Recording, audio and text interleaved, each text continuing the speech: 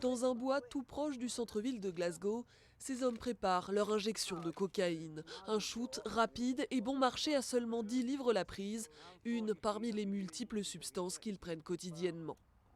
La consommation de drogue a explosé ces dernières années en Écosse avec un taux de mort par overdose parmi les plus élevés en Europe.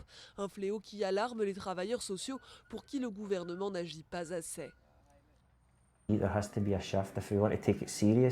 faut un changement si l'on veut prendre au sérieux une crise sanitaire qui devrait nous faire honte en tant que nation. Et nous devons agir pour ça. À Glasgow, beaucoup de toxicomanes consomment depuis des dizaines d'années. C'est le cas des pensionnaires de ce centre de désintoxication.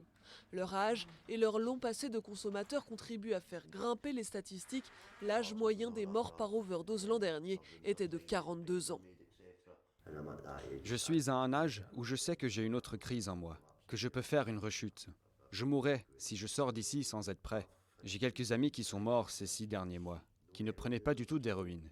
Ils ont pris du Valium pour aller dormir après quelques soirées sous cocaïne, du Valium de la rue, et ils ne se sont pas réveillés. Les autorités locales ont formé un groupe de travail pour chercher des solutions et un nouveau centre de traitement innovant devrait voir le jour. Mais les militants veulent aller plus loin. Pour cette ancienne toxicomane, c'est aux racines du problème qu'il faut s'attaquer. Il y a clairement des problèmes sociaux profondément ancrés, pauvreté, inégalité, oppression et problèmes historiques et politiques qui alimentent ce besoin de déconnexion du réel. Mais je pense que la normalisation de l'addiction qui passe pour culturelle en Écosse a beaucoup à voir avec l'état dans lequel on se trouve aujourd'hui.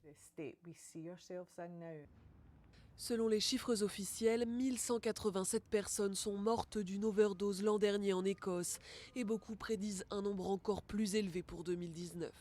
Ses voisins ne sont pas épargnés. L'Angleterre et le Pays de Galles enregistrent eux aussi des chiffres records.